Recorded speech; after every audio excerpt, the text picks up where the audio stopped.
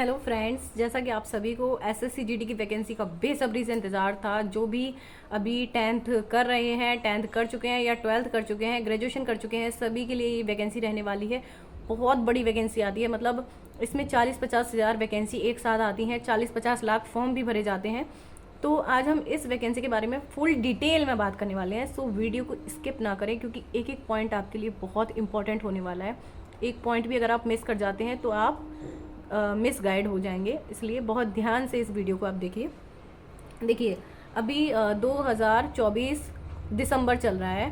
इसकी जो एसएससी ने अपना कैलेंडर है वो जारी कर दिया है। तो जो जीडी की जो वैकेंसी है वो वैकेंसी आपकी आने वाली है 2025 दिसंबर में, मतलब एक साल का सीधे सीधे आपके पास ये समय हो गया। तो इसकी जो फॉर्म है वो भरना स्टार्ट होंगी 11 नवंबर 2025 से लेकर 15 दिसंबर 2025 तक। ठीक है, इसके बाद जो आपका एग्ज़ाम होगा मार्च अप्रैल 2026 में होगा। मतलब जो स्टूडेंट अभी 10th क्लास में हैं वो अभी 10th करके अपनी तैयारी स्टार्ट कर सकते हैं। आपको फिर भी लगभग एक साल का समय मिल जाएगा।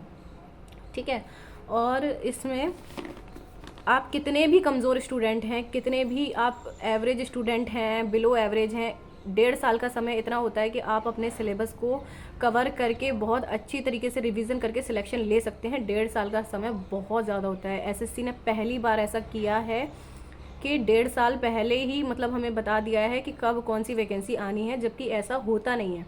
तो आप अपना गुड लक मान के तैयारी करना स्टार्ट कर दीजिए जितना जल्दी से हो सके। जीडी की प्रोसेस के बारे में हम बात करते हैं। देखिए, अब मुझे पर्सनली भी एक्सपीरियंस है, क्योंकि एसएससी जीडी में ऑल इंडिया में रैंक मेरी लगी हुई है।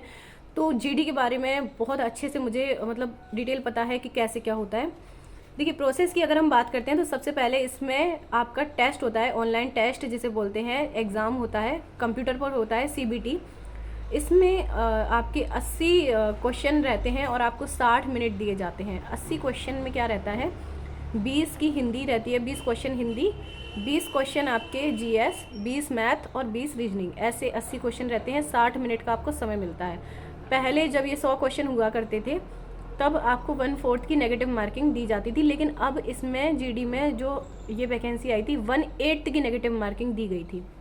अब देखते हैं जो ये वैकेंसी आपके लिए आ रही है इसमें 1/4 रहेगी या 1/8, ये हमें तभी पता चलेगा जब प्रॉपर इसका नोटिफिकेशन आ जाएगा। अभी सिर्फ हमें अपडेट मिला है और ये जो इन्फॉर्मेशन है ये मेरी तरफ से आपको मतलब नोटिफिकेशन इसका नहीं आया है, बट ये डिटेल यही रहने वाली है, क्योंकि जो डिटेल है वो चेंज नहीं होती है। बहुत एक आध माइनर चीज़ें हैं जो वो रेयरली चेंज करते हैं।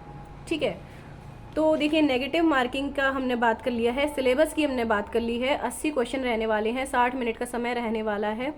और अब हम बात करते हैं एज की। तो एज इसमें क्या रहने वाली है, जनरल कैटेगरी जो यूआर या ईडब्ल्यूएस की हम बात करते हैं उनके लिए जो एज है वो 18 से 23 साल हमेशा रहती है और यही एज रहेगी।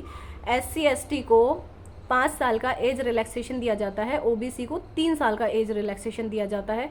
और जो हमारी एज है वो काउंट होगी 2 जनवरी 2025 से, हमारी ये मतलब काउंट होगी 2 जनवरी 2002 से पहले का इसमें मतलब कोई नहीं होना चाहिए, इस तरीके से रहने वाला है। ठीक है, और देखिए इसमें वो एज कब से काउंट करते हैं, नॉर्मली तो वो तभी से काउंट करते हैं जब आपके फॉर्म आते हैं, उससे पहले वो जो डेट देते हैं। बाकी जो एक्चुअल जो डेट होगी ये इसके लिए मैं श्योर नहीं हूँ, वो नोटिफिकेशन आएगा तभी पता चल पाएगा कि उन्होंने किस डेट से वो रख रहे हैं। फिर इसके बाद जो भी शॉर्ट लिस्ट हो जाते हैं स्टूडेंट, जिनका भी क्वालिफाई हो जाता है एग्ज़ाम लिस्ट में, उनका नाम आ जाता है, उसके बाद उन्हें 2 से 3 महीने का समय दिया जाता है फिजिकल की तैयारी के लिए। 2 से 3 महीने बाद आपके फिजिकल होते हैं। तो फिजिकल में क्या रहता है, बॉयज़ के लिए 5 किलोमीटर की रनिंग रहती है 24 मिनट में, गर्ल्स के लिए 1600 मीटर की रनिंग रहती है 8.5 मिनट में। एक ही इवेंट होता है बस। अब हाइट की हम बात कर लेते हैं। बॉयज़ की जो हाइट रहती है वो रहती है 170 सेंटीमीटर और जो गर्ल्स की हाइट रहती है वो रहती है 157 सेंटीमीटर। ठीक है, चेस्ट जो नापते हैं वो बॉयज़ का नापते हैं, वो रहता है 80 से 85 सेंटीमीटर के बीच में। 80 सेंटीमीटर होना चाहिए। चेस्ट एक्सपेंशन पर आपका 5 सेंटीमीटर आपका चेस्ट एक्सपेंशन होना चाहिए। ये हमने बात कर लिया। फिर इसके बाद जो प्रोसेस रहती है, इस फिजिकल के साथ में ही अब डॉक्यूमेंट वेरिफिकेशन भी करवाने लगे हैं। तो आपके जो डॉक्यूमेंट हैं उसको आप पहले से तैयार रखें। जो अगर मान लीजिए आपको EWS से हम फॉर्म भरना चाहते हैं तो आप EWS तभी ना बनवाएं कि आपका पेपर निकल गया तब आप EWS बनवा रहे हैं। इसमें कई लोग आउट हुए हैं, मेरे सामने आउट हुए हैं, क्योंकि इसमें ऐसा मांगते हैं कि जब फॉर्म भरा गया था जिस साल में, मान लीजिए 2025 में फॉर्म भरा गया और 2026 में आपका फिजिकल हुआ, तो 2026 का भी मांग सकते हैं। लेकिन अगर उन्होंने मांग लिया कि 2025 का चाहिए, फिर आप 2025 का बनवा नहीं सकते, क्योंकि वो जो फाइनेंशियल ईयर थी वो निकल चुकी है। तो आप अपने डॉक्यूमेंट जब आप फॉर्म भर रहे हैं उस समय सारे कंप्लीट करवा के रखें, ठीक है। डॉक्यूमेंट वेरिफिकेशन के बाद आपके ये हाइट वगैरह हो गया, इसके बाद आपकी लगती है फाइनल मेडिकल होता है, ठीक है। मेडिकल में आपका फुल बॉडी चेकअप वो करवाते हैं, और अगर आप चाहते हैं मेडिकल के ऊपर मैं एक वीडियो लेकर आऊँ तो आप कमेंट करके मुझे बताइए। इसके बाद आपकी फाइनल मेरिट लगती है और आपकी ज्वाइनिंग हो जाती है। ये इसका प्रोसेस है। फिजिकल भी बहुत ज़्यादा इसका हार्ड नहीं होता है, सिंपल सा होता है, एक ही इवेंट है।